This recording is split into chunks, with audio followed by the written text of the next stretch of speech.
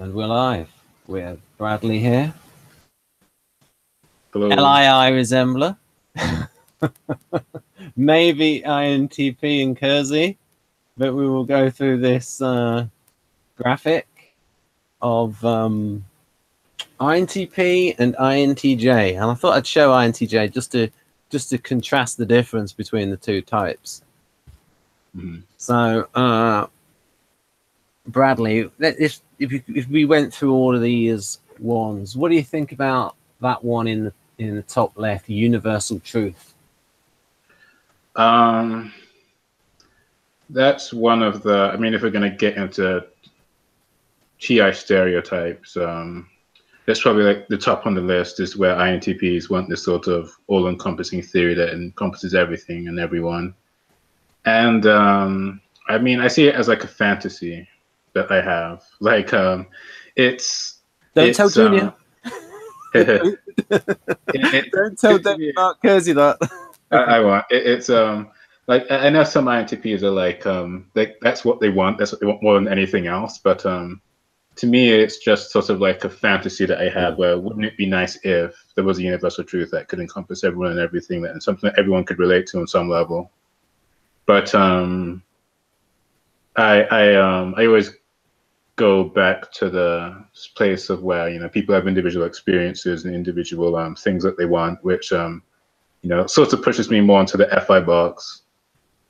But since this isn't an FI hangout, I won't go down the FA rant right now. You're so accommodating. You're playing the role of INTP. Okay. Yeah. Oh yeah. We could also talk about we could also have a different hangout about the accommodating style. Yeah. Of yeah, but that's again another hole that we don't want to go down right now. Yeah. I think these are done. See, I don't know. I try to find out who did these. Either it's done by somebody with dodgy English, but you see, what makes me think though that all of the mistakes are funny. So it makes me wonder if the spelling mistakes are deliberate. So yeah, it could honestly be both, where they made one head and someone thought it was funny, even though there was a bunch of typos in it that they might not have seen, so they just kept doing it. Yeah. When they made the other heads. But yeah, I'd say most of the typos are funny. Some of them are just some of them bug me too much, but others are funny. What you said there about universal truth, I'll just direct people's attention to. There was a video on this channel. If you use the search box and you type in something like "how INTP can one person get," something like that, then you'll see I'm going through an article of David Mark Kersey, aka Kersey Jr. And I think what he would do is he would like to come up with the theory of everything, but then also show like the limitations of it, and it's almost like the thinking of the theory of everything kind of thing.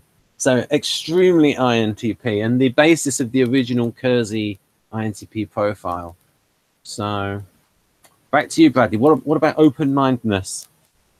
Yeah, that's definitely probably like one of the top 3 things in this INTP head that I relate to.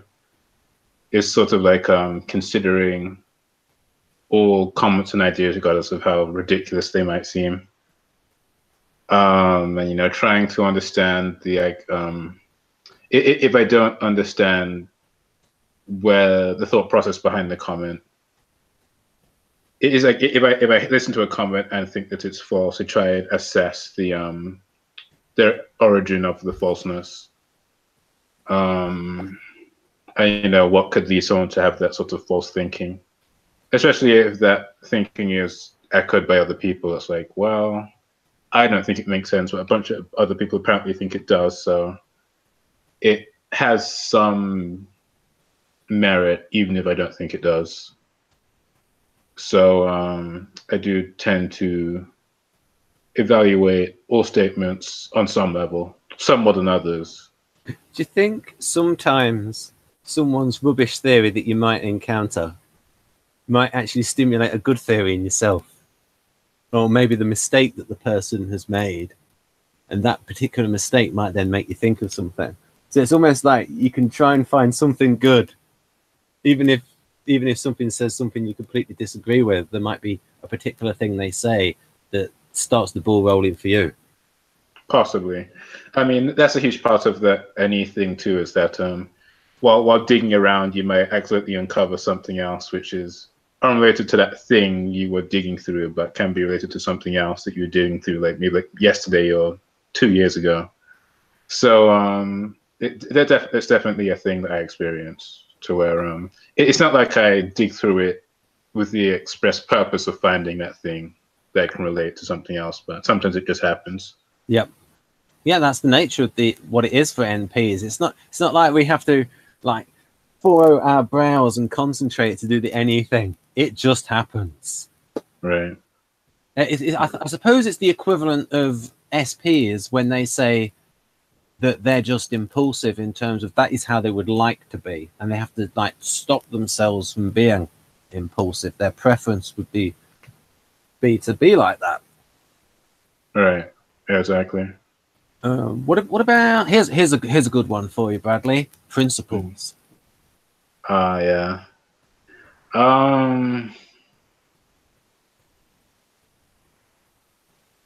Yes. Yeah. Definitely. I mean, I definitely have principles that but they're very conditional. It's not like hard and fast 100% of the time rules, because there's a certain amount of effort you have to put forth to maintain those principles. So it's like, yes, this is the principle I have, but I'll need to do all of these things to live up to that principle. So I mean, that sounds sort of FI-ish, but that's definitely how I think about principles. It's to where a principle doesn't mean anything unless it's lived up to. All right. I was just thinking there unless it's observed. That sort of like goes into another weakness of INTP, like this thing about the weak TE. It's like, oh, I can't really be bothered to live up to this principle. But just as you said, but yeah, that sort of gets into other functions where as it's easier for other types, maybe you have the energy to stand up to it. But I think there are certain principles that we will stand by. Yeah. Plus, the whole open-mindedness things means that you're always considering alternatives to those principles. So. Yeah. Yeah, so it's good that it's got the principles next to the open-mindedness. Whoever did these are very much like this. So what about conspirational theories? It's just to the right of open-mindedness. Yeah, but is that the right word? Conspirational? It's conspiracy theories. Yeah, I assume that's what they mean, conspiracy theories. No, not at all. Like I definitely observe it in other types. Maybe 5.6. Yeah, 5.6 or 6.5. Yeah, and any types that value T, getting into a socionics term. But in types that value TI, in types that value TI, it's definitely where I see the most conspiracy theory sort of adding to the string.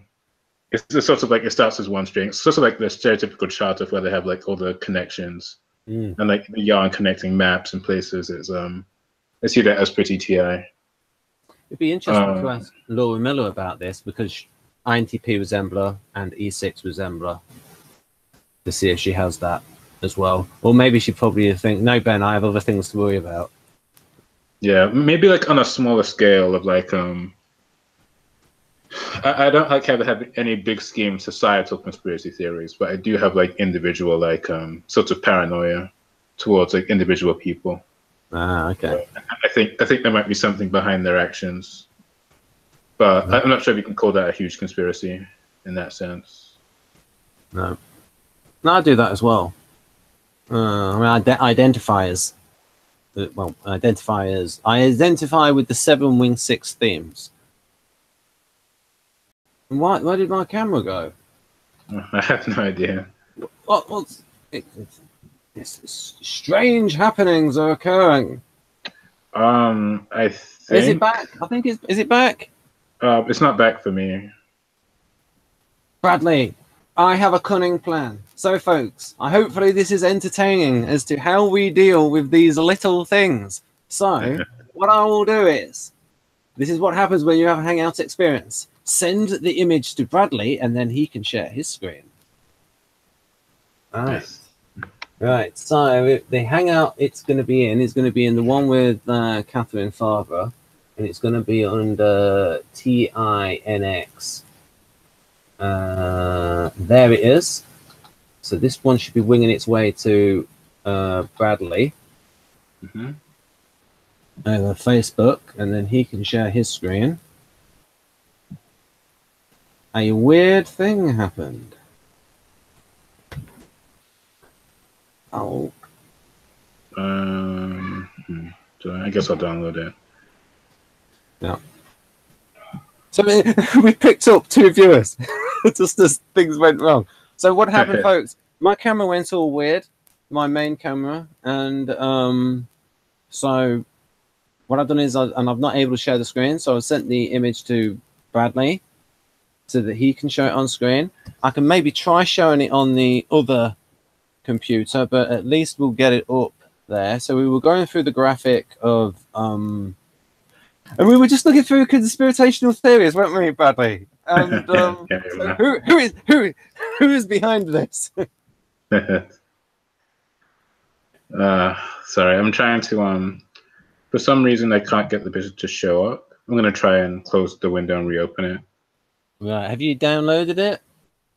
Yeah, but for some reason my okay, there it is.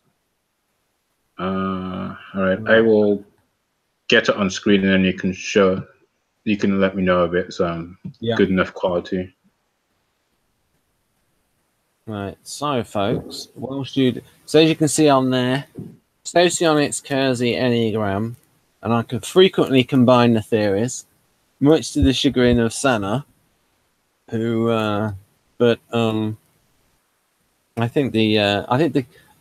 I recommend the Kersey INTP profile because it's based on David Mark Kersey, and he himself was. Oh right, that was a bit strange. Can you see my see the pictures? Yeah, I mean, Sana sent me a message about the title of this video. It will be renamed to Bradley. I can understand why. And the Enneagram altered in a Hangout now. Right. Okay, I want to get rid of this. Right, so it's these bar. Right. Okay, so this is right then. Okay. Right, what I'm gonna do is I guess I'll just I closed it. Okay, bits of scatterbrainness. Right, here we go. INTP is under pressure. Break function. Yeah. Hopefully the INTP is watching and will be forgiving of our weaknesses. Okay, it's not my fault. Not my fault the share screen's not working. All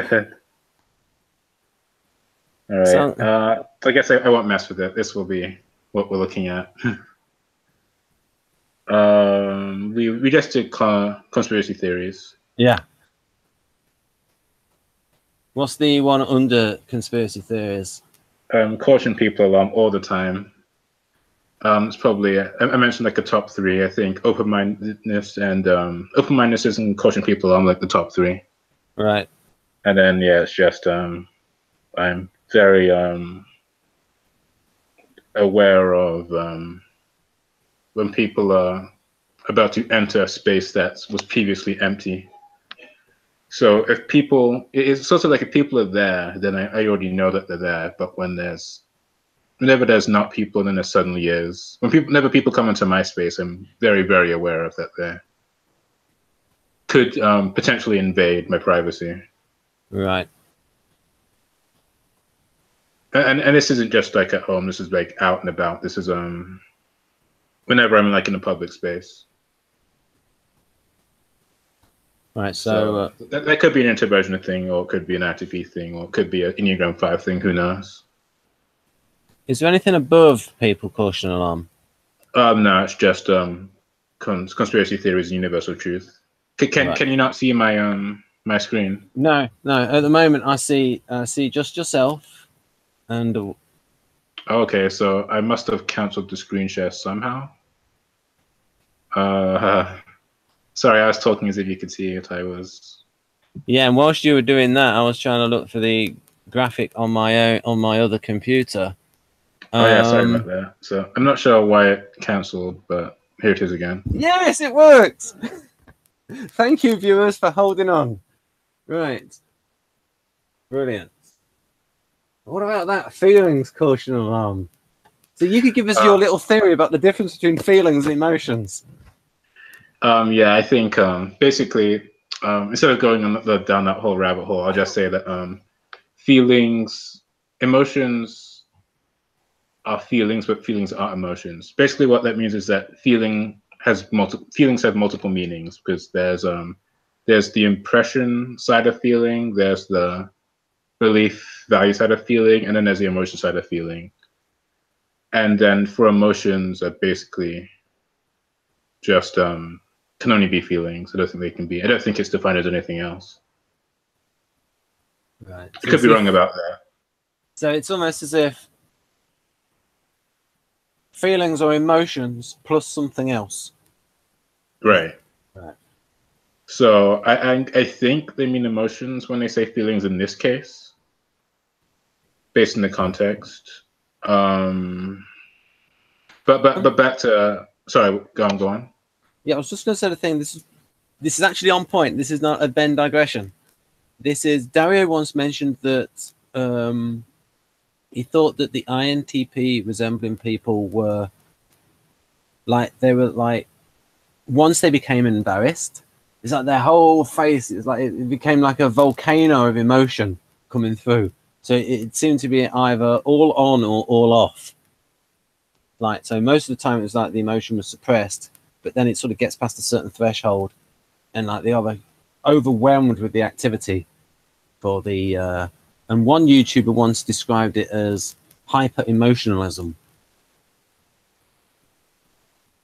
you know, with that inferior FE thing. Oh, he's back. Okay, You're here twice. So there are two me's, yeah. This seems to be not a good day for Hangouts. I think it's cracking because people are going to be laughing their heads off at all of these technical errors. Yeah, of course. People laughing at NPs, nothing new here. Right. Okay, but I'm back, and you said something about INTPs and volcano of emotions and expressed all at once is what I heard. Dario mentioned that it's almost as if they got to a certain point and then it's almost like they lose emotional control. So it's almost as if most of the time, I can sort of understand this. So he mentioned a certain brain wave. I think he said theta waves, where it's sort of like he called it on. He has these special color codings in the EEG where he said it's like he almost called it like the blue shield or the green shield that sort of suppresses emotions. And I'm sort of like that when I'm not tired, but then when I do get tired, I sort of get like more into that category of like highly sensitive person. So maybe that field is not as active for me when I get tired. So I think I don't know if it's the case that INTPs get crankier when they on lack of sleep, maybe more than other types. I'm not sure about that, but it seems basically it's the old idea that NTs don't necessarily handle emotions well because they've not got nuance in it, I suppose. Yeah, I experience it differently, probably because I identify as somewhere. The best way I can say is I identify as somewhere in between INFP and INTP. Yeah. And by that, what I mean is that I identify as a feeler in Myers-Briggs, but a thinker in socionics. And that's because FI and TI are defined differently within the systems. That can be a different video again, but in the context of the feelings caution alarm, I will say that I'm generally aware of my emotions, but I try not to process them as emotions, especially in public. So I feel a lot more safe to feel emotions when I'm alone, but when I feel them in public, I feel that people will manipulate. I feel that I'll be manipulated based on the emotions I'm showing. So if I feel safe to express emotions, I will. But if not, then if I don't trust that people will treat emotions, won't exploit my emotional state, then I'll show it. But if I can't trust that people won't exploit my emotional state, then I try not to show them feelings at all. Okay. But I can have very strong emotions, and I also try not to let my emotions impede my judgment too. So I try to have emotions, but make decisions without considering them, which Right. is strongly rational in the thinking versus feeling sense. And also it's quite E5 as well, this sort of separations. So Sanu sent the message whilst we had technical difficulties, and I will rename it. So the Sanu that's in the title now will be renamed to Bradley. So yes, what Bradley was saying. Okay, Sana, you're in the hangout now. Yeah, she's in the hangout now. So Bradley mentioned the differences you saw in the definition of FI. We did a video on that with Sana here. And so if you type into the search box on the home page something like socionics R versus FI, then you'll get that hangout where you have Bradley and Sana there discussing the differences between ethics of relations, which is related to rapport, and then versus the MBTI version of FI, which we assume is similar to the Dario Nardi version of staying true to who you really are. But getting back to this, what about this one, Bradley? Lack of logic sense along. Lack of logic sense. Yeah. Yes. Whenever it's not as cut and dry as that doesn't make sense. But it's like, to me, if I can find the source of their illogic, then I'm satisfied. But if they not making logical sense and I don't know why they're not making logical sense, then it bugs me. But if I can sort of justify the lack of logical sense, then I at least feel at least it's explained to me and I can make sense of it. Right. Whereas, so maybe someone who's like a hyper 100%, 100% thinker, 0% feeler might be just annoyed that people are making no logical sense whatsoever, even if they know why. So I don't resonate with that at all. So maybe, if you compare, so this is advanced to any INTP resemblers watching. So if somebody says something that's a little bit weird and it is illogical, instead of saying it's illogical, ask them to follow up on it and to sort of go further down that rabbit hole of illogic. And especially if there are other people around whilst you're having this conversation, you can just sort of watch them as they make a fool of themselves, as they go down this line of reasoning. And plus, what then might happen is, as they go down that line of reasoning, you might realize you were wrong and they were right all along. So either way, it's a win-win. So, Bradley. Okay. Random knowledge about everything. What do you reckon? Was I right about that? Like subtly following up without directly contradicting somebody. Ask them for more. Yeah, I mean, the idea behind that is just to let them hang themselves, right? So you're giving them rope, you're giving them more rope to hang themselves with their stupidity. Yeah. And I think, I mean, that's fair. That's definitely a better choice than just all out calling them stupid and dismissing them. Yeah, I think it's definitely a better approach. And it generally might be that they have said something that you may have misunderstood. And so when asking them, so you might have had it wrong. So because we can get overconfident in our TI and arrogance in it. So what about that random knowledge about everything? That's something that I feel I don't fit the anti-mold of knowing everything, because I do know the NTs that seem to know everything, especially the INTJs who seem to have like endless list of facts. we can get into that in the next box. But well, I guess I previously say factors on there 4 times. Yeah. And it very much they seem to be the type that seemingly has the most facts, even though other TE types also know facts. It seems that INTJs just happens to I think they rely on facts more than any other type. I've got something for you here, Bradley, and I think this might relate to you. So there's having random knowledge about everything versus talking about stuff.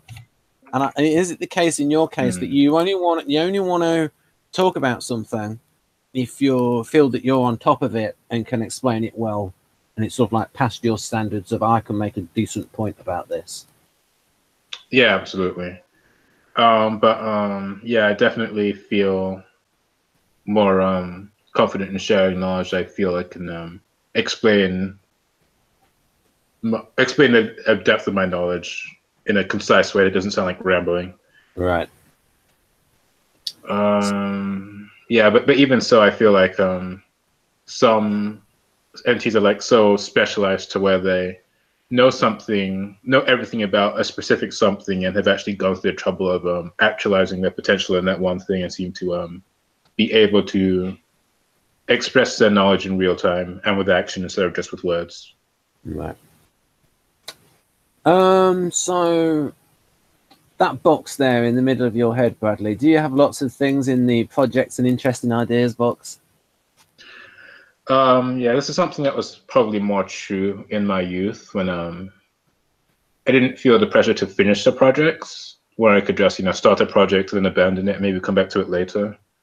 I don't go through the trouble of actually trying to start projects anymore as much as I used to.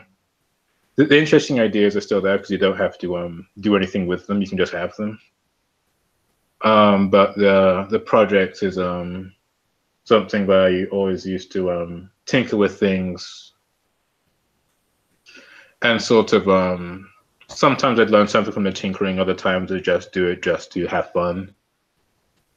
In terms of calling them projects, I wouldn't go that far as to I don't think I have the commitment to call anything that I've done a project, but that's based on what you consider to be a project or not. So yes to interesting ideas, and a somewhat yes to the projects. What kind of ideas are interesting to you? Too many to count, too many to explain. It can be Name 3. Name 3. Well, I'll give you some. Okay. That I thought of just in the scope of this hangout.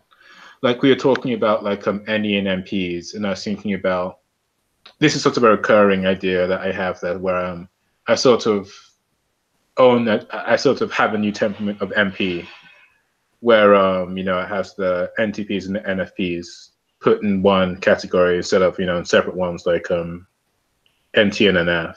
It's the infantiles in the romance styles. Yeah, I mean, I'm sure such a thing as MP does exist, yeah. But it's sort of shelved for the more dominant KZ temperament. Yeah. And socionics definitely has socionics are very good about representing different combinations of temperaments, like ST and SP and SJ and SF, and they're pretty much. I think they have one of the things I like about socionics over MBTI is anything that involves type relations. So not just intertype relations, but like the quadras and the romance styles and and all of the what are they called? What were the styles? The victim romance, styles of like aggressive and in fact, folks, if you type in quadras Carol Linden or quadras romance styles, what I do is, and Bradley might think it's my instinct again, I explain the quadras with an emphasis on the romance styles. So I talk about the romance style of the alpha quadra, where the SFJs are the caregivers and the NTPs are the childlikes. And then with the beta quadra, it's like the beats him and her quadra. So you've got the aggressive STPs and the admiring NFJs. And then you've got the gamma quadra, which is the let's say the assertive SFPs and the admiring of that kind of direction, the NTJs. In the case of the NTJs, they might be assertive and directive in the rest of their lives, but in their private life, they like their partner to be assertive. So that's how they can sort of come together. So yeah, I explained it in terms of, I did an emphasis on the romance styles because that's primarily where I see the interest in the quadras. And then also when people are well developed in a sort of rounded out kind of way, because there's another kind of well developed where somebody develops their primary functions really well and is like really contributes to society because they have their first two functions really well developed. Whereas in terms of the person rounding out, then you can see the lower functions. And so if you had 4 rounded out people, say you had 4 rounded out, if you had 2 rounded out SFJs and 2 rounded out NTPs, then you would see the similarities in their functions. Right, we now have 5 viewers and have digressed, and Bradley mentioned those groups, and we called them the small groups in socionics. So when you said interesting ideas, Bradley, you said the NPs and the NJs. What are the other 2? Yeah, so that was one of the ideas. I'm glad you remembered what we're talking about because I completely forgot. So that was one idea. Another idea is the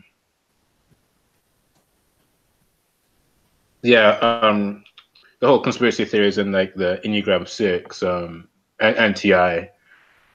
I had the thought of I wonder if you could sort of map the relationship between TI and 6 and see exactly where the overlap is, because I think there's, if you had to pick a function and an Enneagram style, which most resemble conspiracies, you'd have to pick those 2, and it would be interesting to see how types that aren't 6s and aren't TI ego types. It'd be interesting to see how conspiracies manifest in people that don't resemble either of those functions. Right.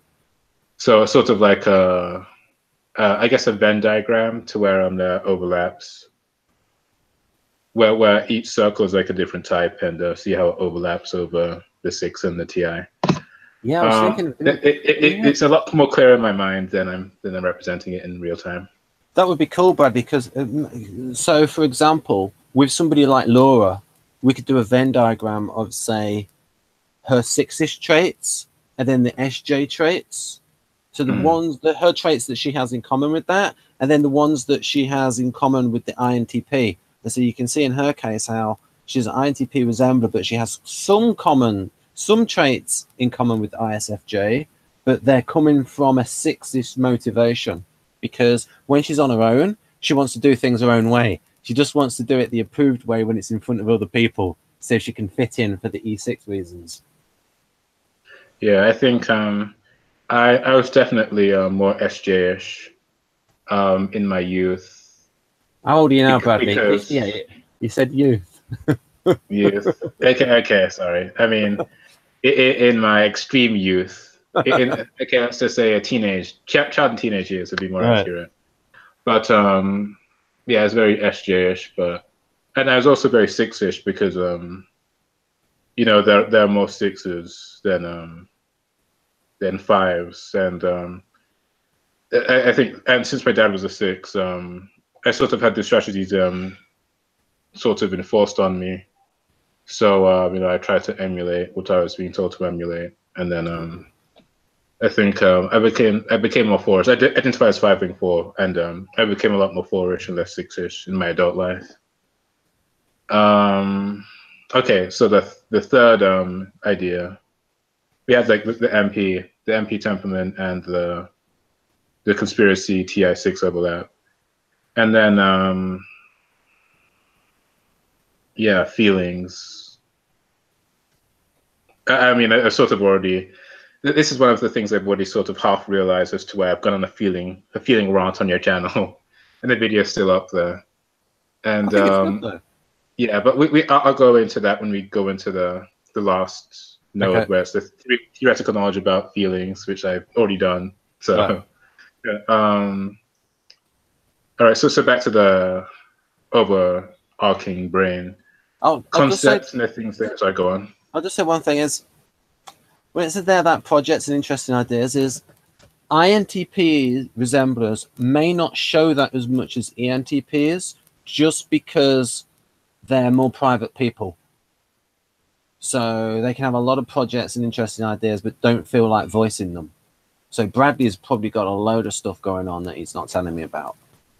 All right. Yes, I Right. do. I'm sure you do as well. Right. Yes. I mean, you have plenty of like you've done a pretty good job of doing the oil typology plus the Peter Schiff and some NLP channel, but there's still like a bunch of other things that you've shared with me that you haven't done on your channel because it'd be too much to micromanage. Yeah.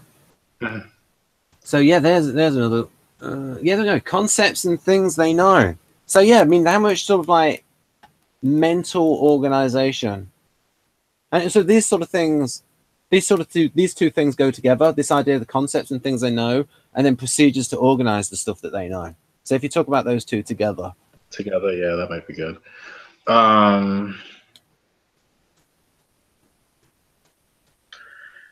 Yeah, I definitely have a bunch of concepts in my head, but the organization is something that I seem to struggle with. And that's not just like in the external world, it's also my internal. I can't organize things that well. I can't organize my theories well because there are too many branches of the theories. right. There are too many, they go into too many branches and then I can't keep it all straight in my head. Yeah, the version control. Right. So I know a lot of INTPs have said that they really like how everything's squared off in the middle of the brain. Yeah. And that's something that I'd like to say that I could do, but I just can't. Procedures to organize everything they know. I try to have like I try to have my life, at least I try to have my life organized in such a way. Not so much anymore, but I think in my teenage, well, especially in my childhood, I was extremely organized because I wanted to leave time for messing around.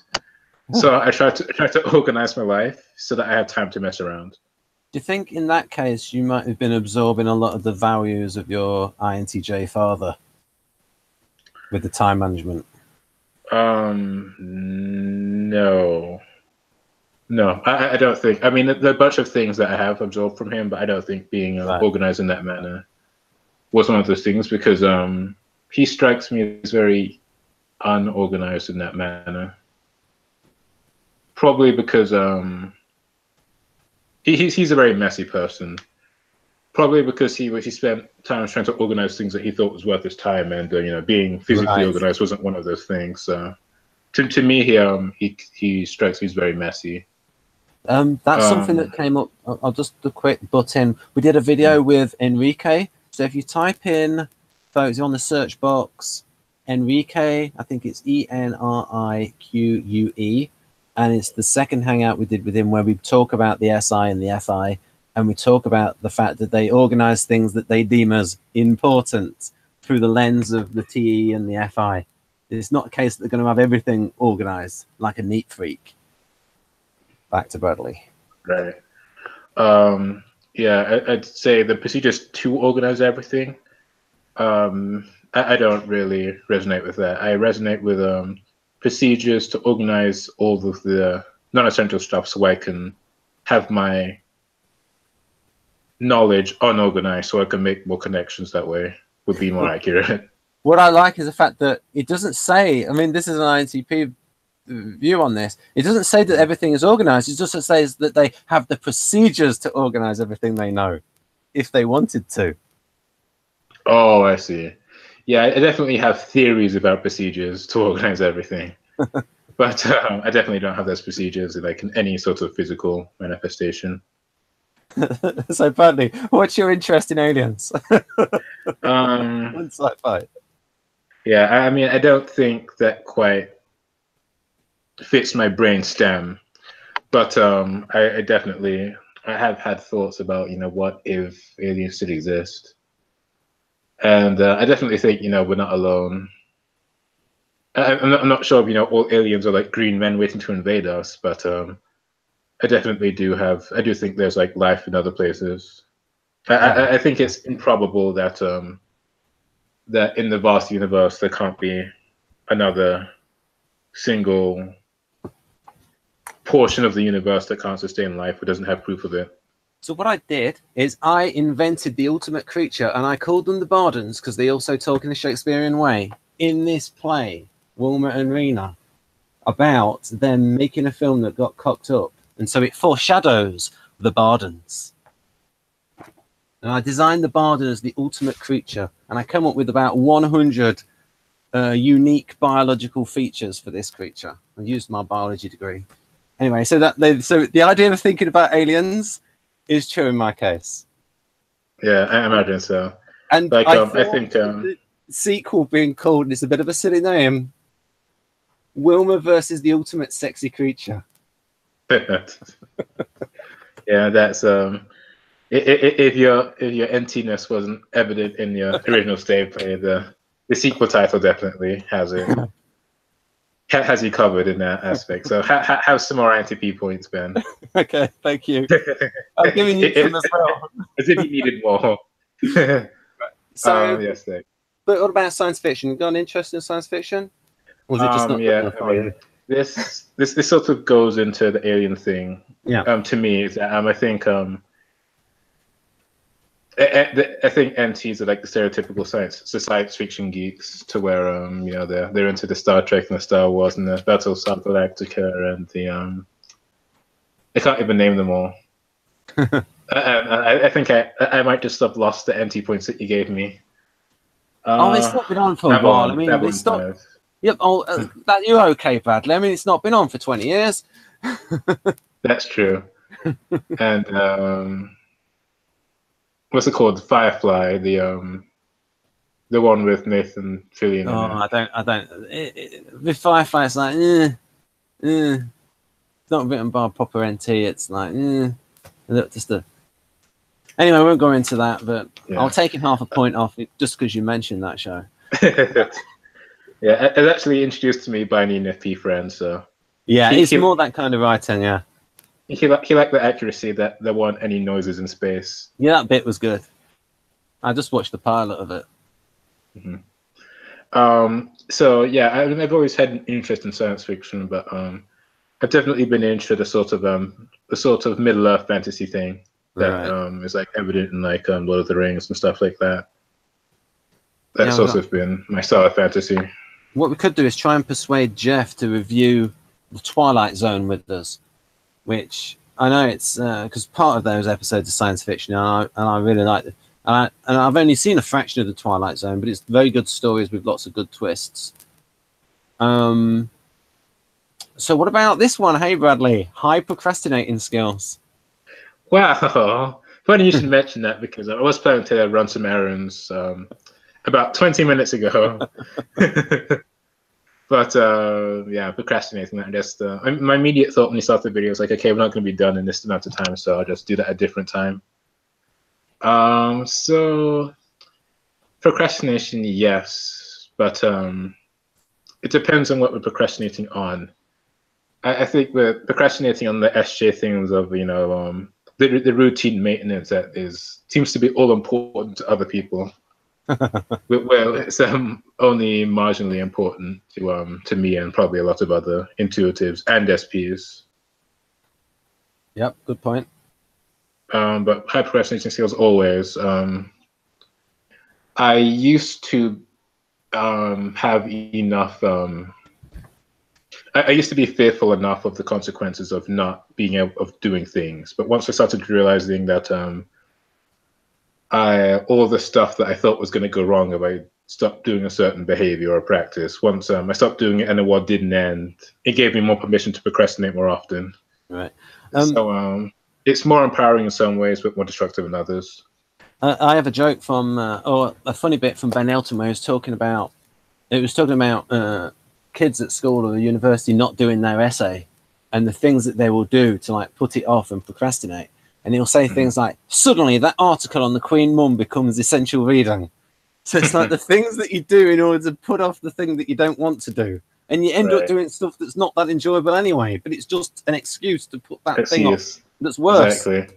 Yeah, I mean, to me, it's like I justify it. So, well, I'm still not having fun, but at least I get to pick the fun I'm not having. It's like, well, I could do this like thing that's been assigned to me, or I could do this other thing that's equally as unpleasurable, but at least I have the enough autonomy to be able to do it on my own terms. I suppose in the old days, an example of that would be, I must reorganize my record collection. Yeah. I think one of the early things was that peas. Yeah, like the vegetable peas is to where I used to go to a private school when I was like in my youth. And they fed us a meal of all this stuff. And I don't remember anything else. I just remember peas and me eating everything else except for the peas. And you know, the custodian or whoever was like in charge of watching the lunchroom was like, you can't leave until you eat the peas. So so I just stood there staring at the peas for like a good hour or so. Ooh. And the entire room was empty, and it was just me like staring at peas. And it was trying to I was like, I knew I didn't like them and you didn't want to eat them, so I was trying to figure out how to best eat the peas. It's like how I could treat the peas as like not being peas, or how I could like quickly how I could maybe imagine the peas with something else. In the end, I had the bright idea of just trying to jam all the peas in my mouth at once. It must have been about 20 peas, so I was just jamming in my mouth and tried to swallow them. So did your ESTP brother give you rebel points for like refusing to eat them for about an hour? Oh no, I didn't tell anyone. Oh. I don't think anyone even knew. I don't think the school even told them that I failed to eat my peas. But it's like eventually I tried to cram them all in my mouth. I just held them in my mouth for about a minute or two, and then eventually spat them all out. so now I had to figure out how to eat peas that are covered in my own saliva. Oh, because now I was like, well, now I really don't want to eat them. And then eventually the lady came back and was like, okay, you can go back to your class now. After it was clear that there's no way I was going to eat these. But that sort of procrastinating is a theme that's been running through my life, where I'm just sort of staring at the thing I don't want to do. Like, I know I don't want to do it, but how am I going to get you done? I'm just sort of staring. So it's like, oh no, I really don't want to do that. I'll do that hangout with Ben instead. Nah, I mean, I was foolish enough to think we could get through this in half an hour, with all of the digressions that I'm sure that we're going to do. So, well, we have 8 viewers at the moment. Okay, well, I hope you're enjoying it, and I will. I'm using you as an excuse. I'm using all 8 of you plus Ben and Sana as an excuse to. Is Sana still in the hangout? I can't see the. Yes, she is. Yes, she is. Okay. The reason I'm asking is because I can't see the actual Google Hangout box because I have this brain map open. So I'm here. I'm just quiet. Okay, fair enough. There we go. She exists. Yes. Cool. So that's another person I can use as an excuse to not do things I'm supposed to. And there's that thing there, extreme independence. So in their own ways, as Bradley gave that example of not eating the peas, INTPs can be stubborn. So what do you think the relationship is, Bradley, between that thing there about extreme independence, yet also, because it's not listed here, but I think it's relevant, in that the INTP doesn't like a lot of conflict. So those two things, like they like the extreme independence, but they don't like maybe fighting for it or doing what is necessary for it. This is one of the 3 things that resonated with me in this one brain. Extreme independence is that to me it can manifest in different ways. It can mean like an independence of thought and an independence of action. So I like having independent thought, but even more than that is I like having independent action. So but it's not in sort of like the Enneagram 8-ish way of like moving against people who get in your way, but it's sort of the tiptoeing around people, and that coupled with the restricting your needs, restricting your dependencies on other things and people. So instead of like I'm drinking water right now, And instead of, I'm almost out of water, but instead of, I have a case full of bottled water, but I'm not going to get another bottle because I want to make this bottle last. One reason is because I'm engaged in this dialogue and I don't want to break it whatsoever. But another thing is that I know that the more I drink, the more I have to buy in the future, which means I have to earn the money to go and get more water, which means that I have to exert more energy, which is sort of like a snowball effect. So E5. Yeah, so it's exactly extreme E5 behavior. But I definitely include that as independence as much as an independence of thought. So I've written here, so are creative workarounds for you a source of pride? Yes, but not so much in like it's not so much that I want for people to notice my creativity, my ingenuity. Yeah. Like I know lots of other NTs might, but to me it's a great.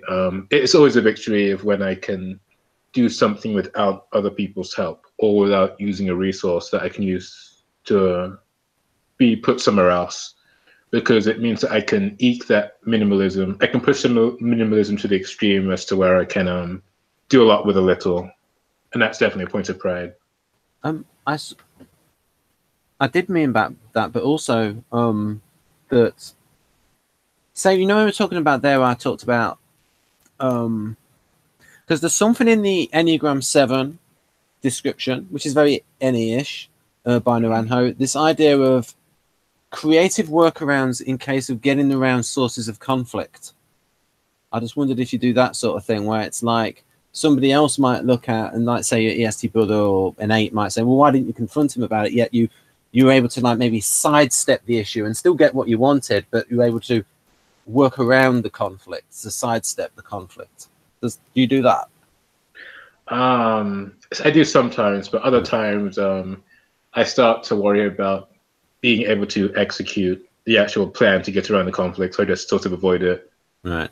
So that sort of five-ish, and that like not having the confidence to act is very five-ish. Mm. But yeah, I do that sometimes, is where I can skillfully avoid the situation successfully. I mean, I can handle the issue without avoiding it, but still sort of stepping around. I don't go straight through it. I sort of ease my way around it without avoiding it, if that makes sense. Yeah. A creative sidestep. Yeah. Yeah. Nifty footwork from a boxer. What about the last 10 books that you've read? I've read it, yes. Let's see if I can actually count them. Yeah, I can. Okay. Is it too much of a break in privacy if you named some of them? No, especially if a lot of them are typology books. Right. Let's see. Well, if you say what some of them are, I mean, some of the audience might be interested. Yeah. So, but I will sort of break them. I'll frame, because I don't want to forget any of them, so I'll sort of categorize them in my head and then give them out loud. Enneagram books, personality types by Don Riso and Russ Hudson. Discovering a Personality Type by Russ Hudson and Don Riso, same two people. Complete Enneagram by Beatrice Chestnut, even though it's Naranjo's work. And some people, I won't name any names, but lots of people give Beatrice Chestnut some slack because she gets credit for Naranjo's work, even though she publicly says, and she has it in the book, that it's Naranjo's work. People still accredit the book to her, so they credit a lot of the work, a lot of the writings they credit to her by relationship, because they don't sort of you know how people are, they don't necessarily see the nuance between the author and the source. Yeah. But anyway, it's book number 3. Book number 4, Please Understand Me Too by David Casey. Number 5, sort of, that's all the typology books. We've not got personality yet. Yeah, sorry, I don't have personality yet. That's hardcore for INTPs. If you want Yes, to prove us wrong, and if you don't think you fit in the INTP category, then I suggest you don't buy that book. And if you want to prove me wrong, go and buy the book anyway. And then the 8 Keys Yeah, it's a good to book. Self-Leadership from Darren. Those 5 books are like the typology books I've read most often and I'm still reading. I do a mix of reading through them, in going through the books sequentially and hopping to the chapters I think are most relevant for information I need. So, but I definitely do both. Outside of typology, music theory books and music history books. So I will actually, I think I'll go to, I'll actually open my Google Books because I don't think the title's wrong, my library. Ooh, it looks like you're not in the privacy mode. Oh yeah, because this is, you can see the Google Hangouts box. Yep. So I need to have a non-privacy mode so I can use Google and Facebook. So all of these books, I said that this book's quite good, but I haven't read it in a while. Yeah, so these are my interests. So I go on. That guy David Daniels there, The Essential Enneagram, have you read any of his books? Because he has a high reputation, and they seem to treat him with a lot of respect in the Enneagram Masters YouTube video. Yes, he does. He has lots of good work on his website. I don't think this book is quite up to par. Right. It's some of his best work. I definitely speak very highly of David Daniels as an Enneagram teacher, but I won't speak very highly of this book because it seems a bit lackluster compared to some of these other ones, especially these 3. I never knew you got the career within you. Yeah. So it's Wiggly Stab, right? Not Wiggly Bone. Yep. But I don't even remember when I got this book. It must have been like an impulsive buy. Yeah, you also got the Enneagram and NLP. You didn't mention that. Yeah. So cheap. It is cheap. Yeah, this might be interesting to a fun fact I have is that I saved $3 buying the ebook of the Darren 8 Keys. And I put that $3 into buying the Enneagram and NLP book. So I got 2 books for the price of one. Yep. Let's see.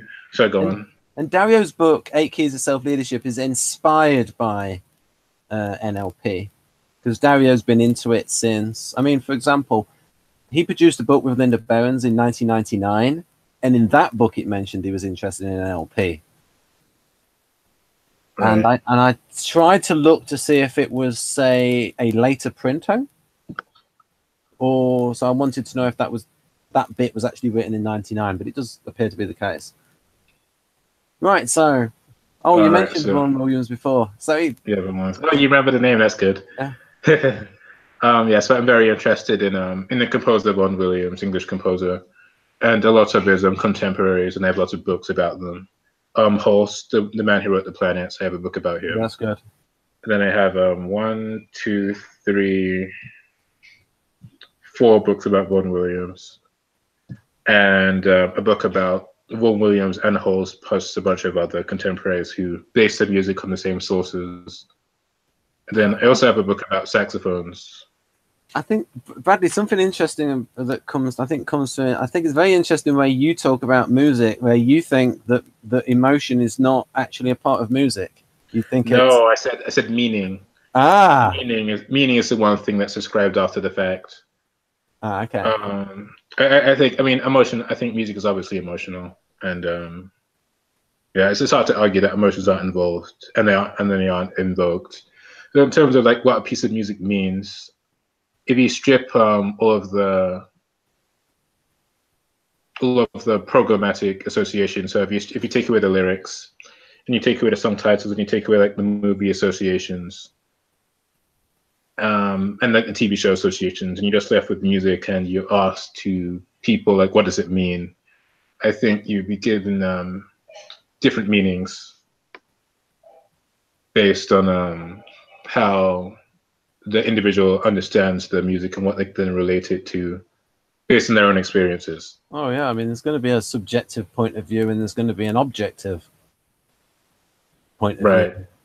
So when I have and Vaughan Williams echoed these sentiments. He's like he always hated people ascribing meaning to his music, and it's very noticeable because he's most likely a 4 on the Enneagram as well as an INFP. So like a double INFP, he's also a 4. And you know, he praised the meaning. I mean, he praised music for meaning a lot.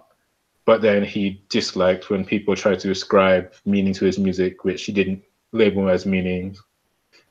An example of this, I know you like Tchaikovsky, and most of this work is just called Piano Concerto and Symphony No. 1, Symphony No. 2, and a lot of the titles are ascribed to people who nickname the symphonies, and they're known as those nicknames, but Tchaikovsky himself didn't give them the nicknames. Right.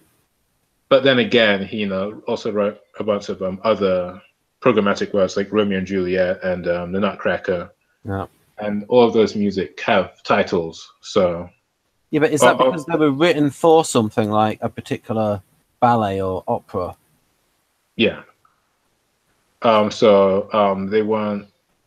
I don't remember if he wrote any. I mean, obviously he wrote music to other people's ballets and operas. Did he write opera music? I don't remember.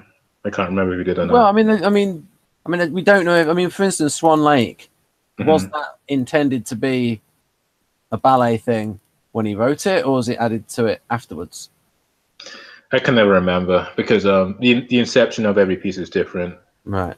And going through a few music history classes in university, I kind of get everything crossed, and I can't remember the inception points between various pieces anymore because it all sort of blurs together. Yeah. And I don't care enough about Tchaikovsky to keep this fact straight.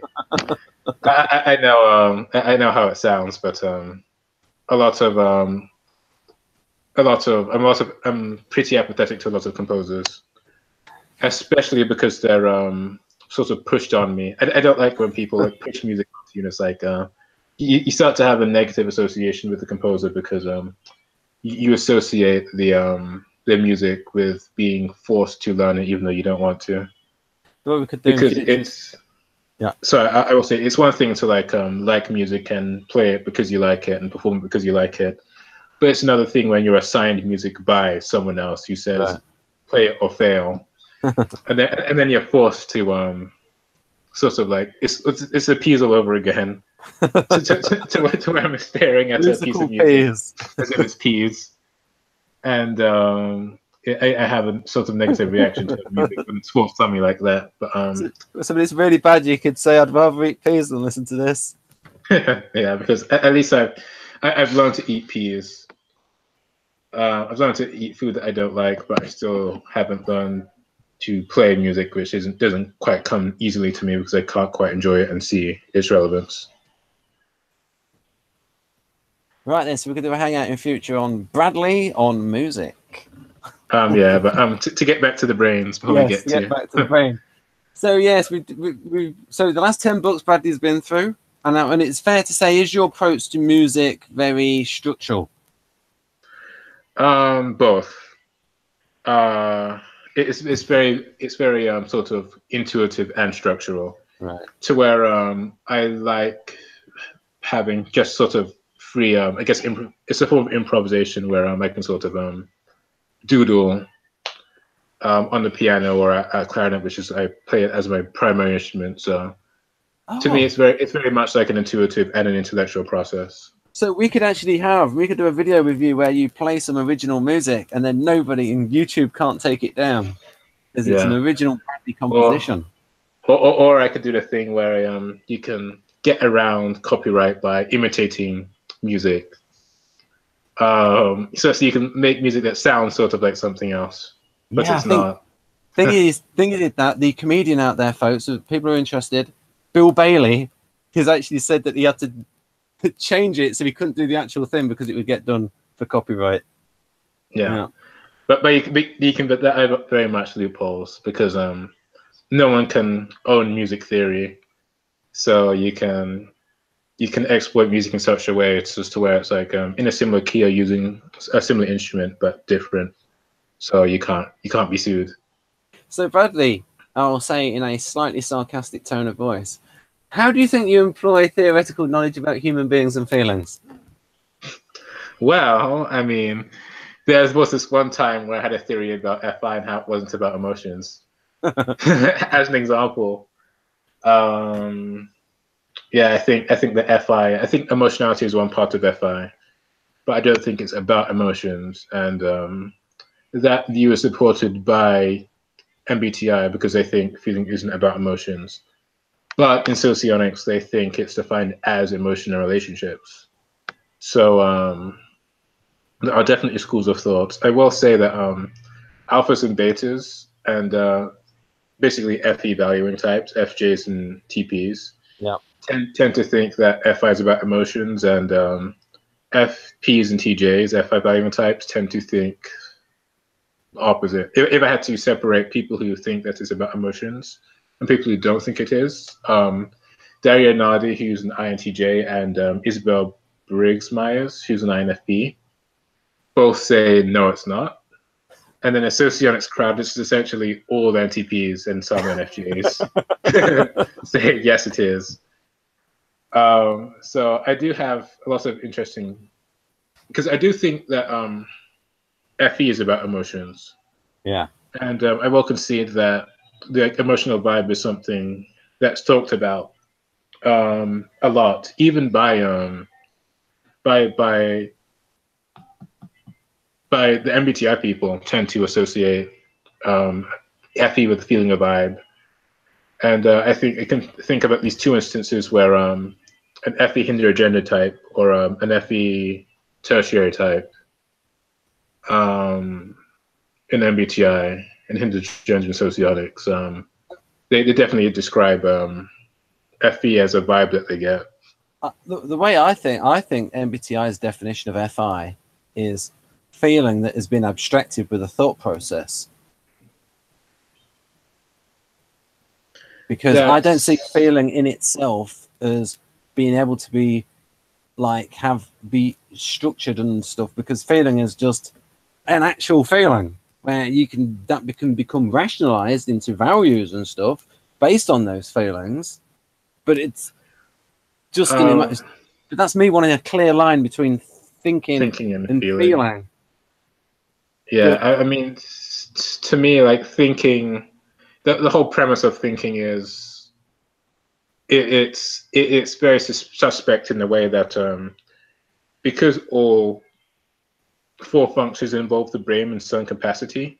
Yeah, it's all thinking on some level, but like some SE thinking is very quick and instinctive and on the fly.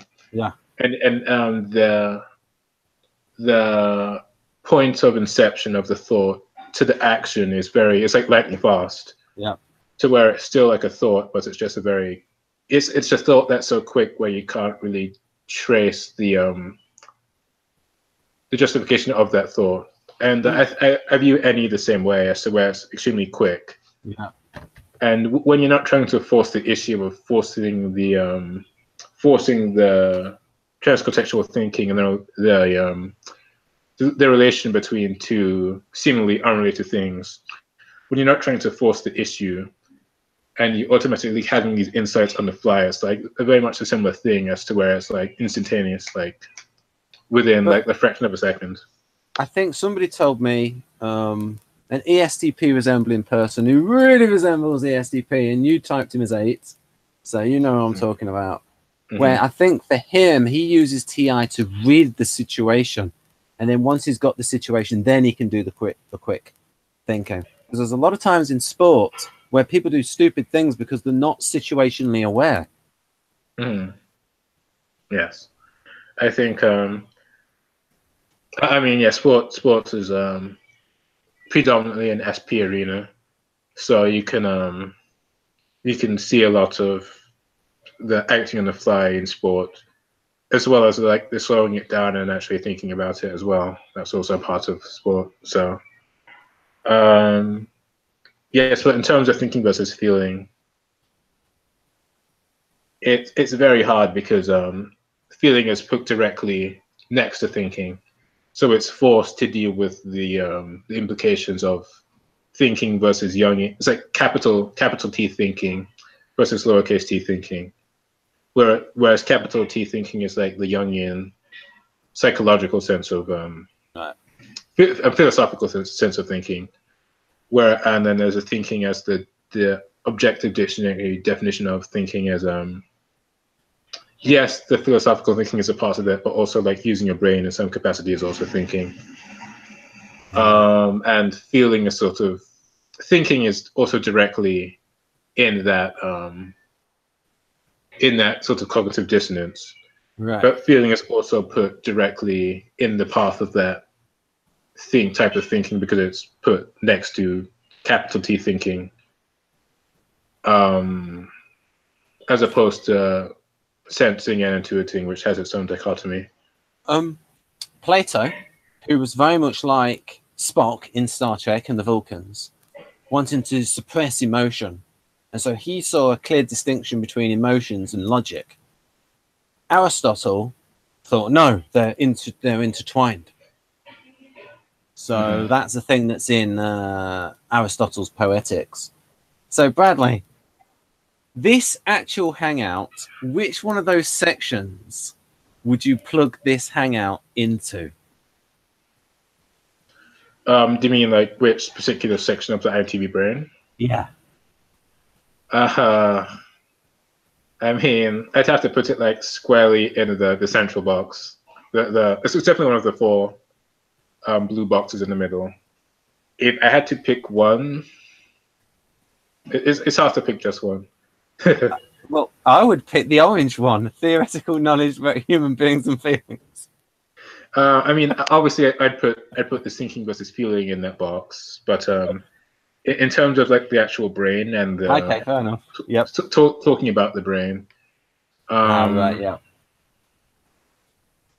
I guess I'd have to put it in the concept box and the things they know, Right, because we're relating to the concepts to other things that are related to the concepts, but aren't the concepts themselves. So what we do with typology is like a lot of the things like the interesting ideas about typology, organizing things, especially in socionics, which is like so much of the mental models. And you can see that in when I do the Model G videos, I'll like split it into 8. And it's already there because it's produced by an INTP resembler, Victor Galenko. So, and then we can also use that for procrastinating as well. Oh, I've got to do that typology thing. Yes, but I wonder how many have any of the viewers left any? Do you have like a chat that's open? We have 5 viewers. It says 5 viewers. Oh no, we lost viewers. Well, I think we've maintained it. That's it. All right. Fair enough. All right, that's me doing the TE thing of 8 is less than 5. So I mean, sorry, 5 is less than 8. Yeah. Wow, I can mix that up completely. Yep. All right, so there's some scatterbrain thinking, but basically I'm doing I'm using numbers as a standard of comparison to how well we're doing in the hangout. Right. And so, since 5 is less than 8. Right. So if you want to know, we won't talk about INTJ on the right. NITX, L.I.I. We won't talk about. But what I'll say is, there's a video we did this with Haley, and so if you go in the search box on the front page, type in something like INTJ spoof or INTJ brain map, or if you go on the front page and scroll down to A to Z, and actually click on the title of the bar where it says A to Z of Ben and 51 guests, and then it should all open up, and then you'll find a playlist with Haley, and then we do lots of INTJ videos with her, and one of them is on this spoof brain. Yes, I will say though that I definitely looked at INTJ in the whole like INFP versus INTP. I mean, obviously this whole video is a pretty good case for me being INTP, but in terms of like in terms terms of me not identifying as an INTP and MBTI, Yeah. I do definitely use INTJ as a comparison because they value FI and TE, and I definitely can relate to a lot of what they say in terms of the functions and their mentality because they value those two functions. Could that be? Do you think that part of the things that you identify in with the 5, like the meanness, not so much meanness, there's the parsimony, the being very careful with money, that could say, oh, that's TE valuing, but no, it's coming from like the 5 pattern rather than from the INTJ pattern. Right, but there are some TE things like money that could be referenced when I'm talking about this. But there's also other things like the whatever they're passionate about, and the basically all of the FI. This brain isn't very much FI, but there's some FI in it, like whatever they're passionate about is pretty FI, and secret love to cats. It's pretty FI, and it's like they do have a certain INFP in quotation marks side to them, because of the FI, Yeah, and because of the FE polar FE break. Yeah, it's like you basically have to use the FI to relate to other people. So I think so because of that, folks, they are more likely to tell you what they think of something, because the considering the effect of what they're saying isn't as big a thing. However, they are also very private people, so swings and roundabouts there. Yes, you also notice that there's a friends box. Even though it's a very tiny friends box, there's one noticeably absent in the INTP box.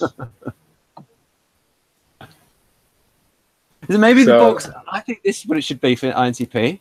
It should be like friend versus acquaintance. Thinks about it. Like, which is which. Yeah. Actually, that might be INFP, because they think about what category is this person in that their interpersonal distance. Right. Yeah. I mean, I definitely have tiers of friendship as well. You know, I have a few close friends, and I have acquaintances, and then I have people I'm friendly with. People sort of who are in between, where they're not like in the inner circle, but they're not in the outer periphery. Yeah. So sort of like an Earth, where there's like the core of the Earth, and then there's like the bedrock, and then everything in between. Yeah, that's I haven't thought about geology in years, but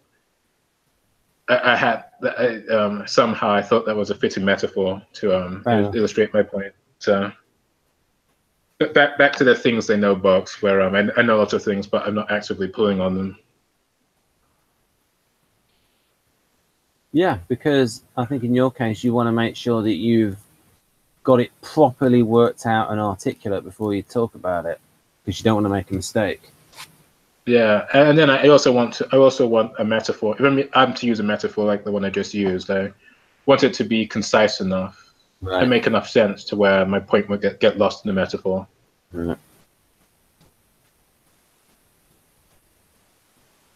Right then, so yeah, if you want to know about INTJ, okay, so maybe I can put a quick one for Bradley.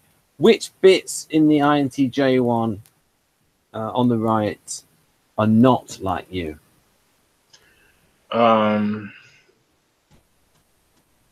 Chess moves. I assume this is chess moves. Yes, so do I.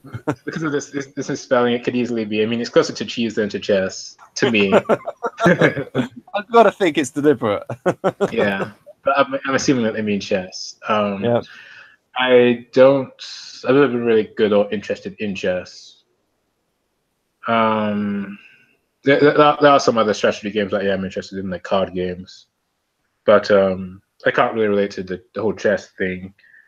Facts. Yeah, I mean, I relate on facts, but I can't really remember them well enough.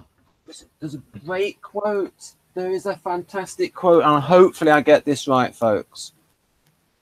David Cozy wrote about this. He said that, so you might say to an INTP something like, facts speak for themselves, and the INTP might say, yes, but reason gives voice to facts. Yeah, I think that there was one of the NF Geek videos, Dr. Mike, is he called? Yeah. Had INTJ on his video, and he said that Mike said that facts were the enemy of truth, and he got this very scathing glare from the INTJ, which I thought was very, very expected, and very paramount to the INTJ type, where they think facts are good enough, but other types are less likely to think so. But yeah, I definitely have facts, but I tend to think that facts are only as good as what they're used for, and then I have trouble remembering the facts themselves. So that was a good. Now that certain person that we remembered before, the ESTP person, actually said that the difference between extroverted sensing and extroverted thinking for him is that the extroverted sensing is what is actually in front of him, whereas the TE person would abstract from the facts in front, from other facts that they've seen to the present moment, and those facts may not be representative of the whole. Whereas when it's extroverted sensing, it's what the facts are in the present moment that you can actually sense. Whereas the extroverted thinking will then take those facts and use and generalize from it. Yeah, I mean that might be because the extroverted thinking types have SI and NI as their like dominant perceiving function. Yeah. So even though a type like ENTJ will have SC, which is also there, they also have NI, which is overpowering, and they will try and relate things that aren't present at the moment to the current moment. And same with SI types, of course, where they basically are trying to preserve the past at all times. So yeah, I mean, it is very much like it is sort of like an SE versus TE thing, but also because TE also implies a lack of SE. Yeah. Even though it's there, it's not paramount. Yeah, because those two functions, for some people, they can be very difficult to tell apart, SE and TE. Yeah, I mean, it can be, but TE definitely transcends the context. Yeah. Yeah. Okay, so what was he saying? What don't I relate to in the? Yeah. Okay. So the chess moves, the last 10 Wikipedia articles. I'm more of a book person than a Wikipedia person. If I was to even though it's free. Yeah, exactly. Even though it's free, I sort of I use Wikipedia articles to sort of supplement my book knowledge.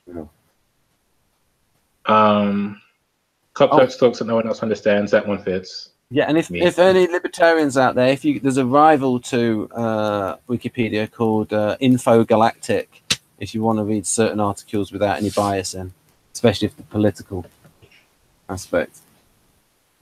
Science, I sort of lost some entry points because I originally scientific, but sort of lost interest. My first major was a science major, but then I switched to music. So I tried the science thing, but the whole inflexibility of the scientific community, especially in school, the whole rigidity of the teaching system was very stifling, and I couldn't. At one point, it was good enough to solve for X, but once people started demanding that it's not enough to solve for X, you have to you have to base your entire practice around the fact that X is like the goal. is basically the gist of like especially like chemistry and physical sciences is just to where there's one correct answer and any deviance from the correct answer is an error. Yeah. And you're graded on how far away you are from the error, which is fair, but that's not the type of thinking that I want to have. So yeah, the problem is that it's all set up to where you go through all of this stuff, and it's only when you get at the PhD level that you end up doing anything that's new. Right. So basically, you spend like a good 5-6 years at least trying to prove to people that you can hit an ideal, and then once you finally prove that you can hit the ideal, then you're sort of allowed to indulge the gray area. And that's true of most education, not just science, but I think in any discipline where numbers are involved, you can pin people's success rate to numbers. Which is one thing I really didn't like about science. Yeah, I mean, I'm trying to get, there's one there. It's like almost like NLP, scientific schemes to interact with people. Yeah, I wouldn't go as far. I mean, I definitely have schemes, but I wouldn't go as far as to call them scientific. So I can't really relate to that one. Superiority complex, I won't go into that. It depends on what the aspect is. Yeah, and it's not quite the stereotypical NTJ narcissism that I don't quite have that, but I definitely have a superiority complex in some areas. Yeah, that's the thing. Weaknesses and strengths in various areas. My favorite bit in this article is complex thoughts that nobody else understands because they aren't intelligent enough. Yeah, that resembles. It's not like they It's not like they don't understand it, but with some of the NE stuff, it's like they don't understand the relevance. That was something that I always had growing up, is that someone always asked me how I got to a certain conclusion, and the reason I gave them was like the original premise. So it's basically and I can't really give a concrete example right now, but it's to where basically it's to. But the best example I can give is to that. Let's just say like you have a number line, and you have number lines stacked up on top of each other, where it's like 0 to 10, yeah, and then let's just say 0 to 9, 0 to 9, and then 10 to 19, and then 20 to 29, and you basically have these number lines stacked up top of each other. Yeah, and it's to where you're moving from 0 to 10 when everyone else is like moving horizontally to 1 to 2 to 3. Yeah. So it's like I can be at 10 and someone on 0 is like, how do you get to 10? And I was like, well, I say like, well, I was at 5, then I realized that 5 was half of 10, and I basically doubled 5 to get to 10. And that's my thought process. But it's like, okay, let me rephrase that. So let's say it's like, I say I'm at 10 and they're at 5. And then the person at 5 is like, how'd you get to 10? And I say that 5 is twice as much as 10. And it's like they say, yes, I know that, but how did you get there? To me, it's obvious I got there by doubling 5. Yeah. But to other people, it's not obvious that it didn't even occur to them to double 5. Yeah, because it wasn't on the number line of 0 to 9. I mean, one of the things I did this when there was starting a new topic at university, I would be able to get it quicker than anybody else in the class because it's just building off the premises. However, once the particular section had gone forward and I forgot some of the other stuff, I would then fall behind, and then other people would go ahead of me because they remembered the previous stuff that was being built off. Whereas right at the start, I'm deducting from the premises. Right.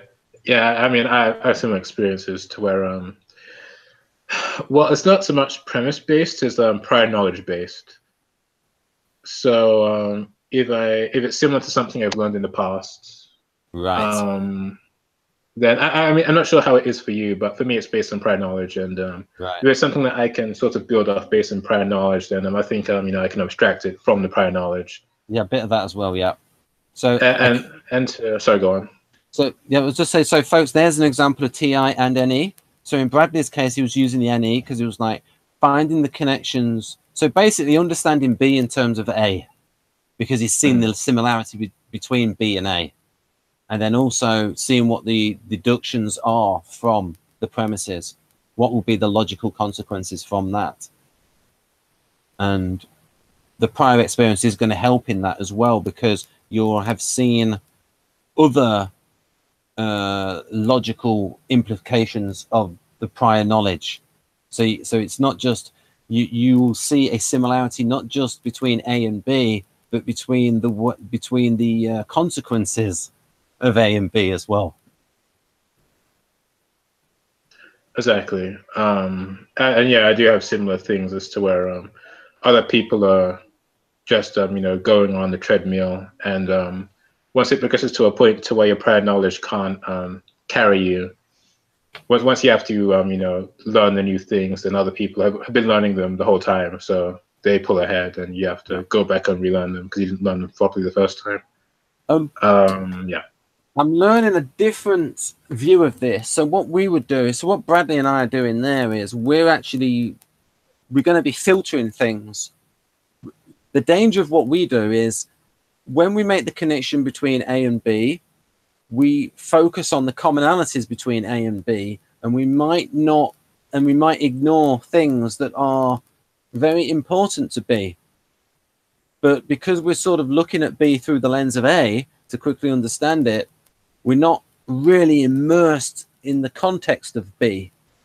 So this is a thing from NLP that John Grinder talks about, because he's LSI or ISTP, and their NE is very weak because they want to very much immerse themselves in the context of the new thing so that nothing gets filtered out. And he was saying in a recent video that when children understand something, they sort of have sort of like non-critical acceptance and sort of like absorb everything. And so there's less filtering going on. So it's learning the sort of the benefit of the NE process, but also knowing that maybe once you've done that, to then look at it and then sort of switch, then sort of like switch and take a different viewpoint and say, okay, I've understood it like that. Is there anything I'm now missing, and I'm missing out? Anything that's specific to this situation that is outside of the commonalities? Right. Anything else? I don't really. I mean, I'll sort of summarize the head now. Like the love of machines and the goals are two things that I don't relate to. I don't think I have to explain the goals thing because I'm a P preference, and that's all I have to say about that. The known love to machines, to me, I only like machines for how they make life easier. I don't really like them just because they're machines, which a lot of NTs do. But a lot of STs like machines just because they're machines as well. So it depends on the machine. Yeah. And I guess it can be an SE thing because it's on the INTJ box and not the INTP. So it could be equated to an SE in that aspect. Yeah, I mean, I would think for ISTP that they're going to use machines as a tool, even if it's like encoding or something, where they're using it for practical benefit. So they're still looking at the productive side, I think. Right, but also if that machine's like a car or something. Ah, right. Yeah. Then SPs love like cars because they like the sensation and all of the adrenaline and all of that, and all the speed of going fast. So, but I think like I'll say like maybe half of it I can get on board with, and the other half I can't. despising multiple beings is another. I'll put that with the superiority complex of no comment. Yeah. Or it depends. Yeah. That's... I could reference the INFP head, but we don't have that on the screen, so. Right. So I think I will say that there's okay. I said I won't reference it, but I'm going to reference it instead, anyway. Right. There's one thing in the two things in the INTP and the INFP head, which says one of them says this life is so great, and another one it says this life is so hard. I relate to that because I relate to this despising multiple beings thing. It's to where I love people, but I hate them at the same time. It's like I like people, but interacting with them is what I hate, and the interactions and the having to deal with people as a result of those interactions is something I really don't like. So I did a hangout. I asked an INTJ resembler this question, and so it's like they got. I talk about the FI launcher as they like the idea of the relations, but they don't have the energy for it. And I asked Nikolai, a Norwegian. I asked him, "What do you think of people?" And he replied, "I like the idea of people." Yes, very, very I.L.I. response. Yeah.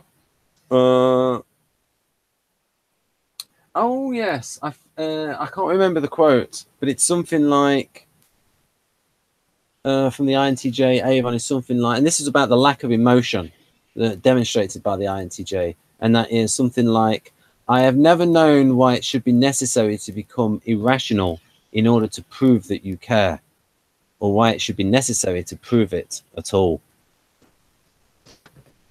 All right, yeah, you showed me. Yeah. The very INTJ quote.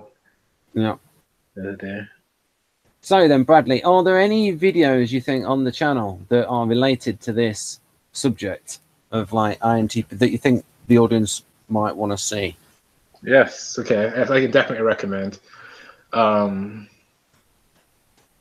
videos. I think definitely look for the one with Haley, the INTJ. Yeah. Video of going over the INTJ head, because I think if you're INTP, then if you're an INTP watching, then you're probably a 5 on the Enneagram, and there are a lot of things which you can put into the Enneagram 5 box from both heads, and I think there'll be a lot of things in that video that you'll relate to. Not necessarily on the head, but in the commentary behind the head. In her own insight, you can probably relate to a lot of that. Similarly, I think there's a lot that can be gleaned from the... I'll put myself back on the screen. There's a lot that can be gleaned from the INTJ videos in general, because the people who resemble INTJ often resemble 5, and you can resemble lots of the behaviors for sure. Even if they're different, even if they're driven by different cognitive processes. Definitely watch the INTP in a nutshell Model G video. Or if you don't watch that, then I forgot what you called them. I changed it because I think people would understand the sort of wordplay on coconut shell, and then I had the other one as peanut shell, and then I just realized, well, I don't want to confuse. I'll just change that to Model G INTP on a whiteboard, and then I just kept the other one as a coconut shell. The coconut shells have all the fancy graphics, whereas the on a whiteboard ones try and be shorter, and I think they might have the benefit of, because there's not all the detail about the functions, maybe I'm able to better show the relationships between the functions in the whiteboard ones. I'm not quite sure. I see. Yeah. So I mean, I can't give a title because I don't know what it's called now. But INTP whiteboard, INTP coconut shell. All right. I guess INTP whiteboard is if you want to look for that. But because you're INTPs and you probably know enough about socionics, you probably don't need that socionics video. But if for some reason you're an MBTI and INTP and you want to know more about socionics, I do definitely recommend the whiteboard videos. Yeah. I also, if you want to know more about Enneagram, there are a lot of good Enneagram videos with Haley on them. Again, with she's also a 5 resembler, and she has a lot of good insights about what it's like to be a 5. I recommend those videos. Yeah, you do have lots of videos. So I'm sort of scrolling through a lot of them.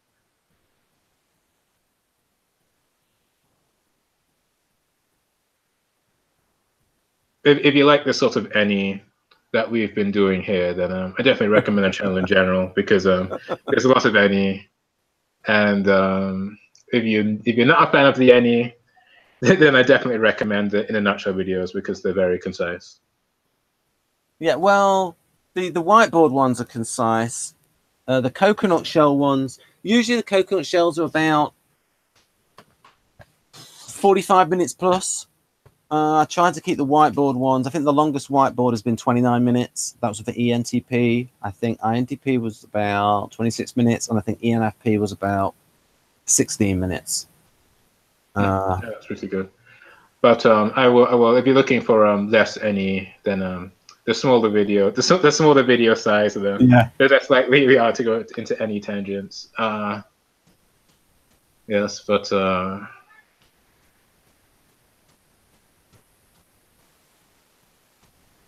yeah, I mean, the ENFJ coconut shell one, although it's about 47 minutes long, I tried to be really systematic with it, where it was like, this is the position, this is how the functions are defined, and then here is the description in the position. No, I haven't seen it yet, so I can't give a personal endorsement of that video. Okay, but fair enough. I will say that of the videos I've seen, the ones that are under an hour are very succinct. So I didn't know you'd watched the Haley ones with the graphic and the INTJ and then the Enneagram 5 stuff.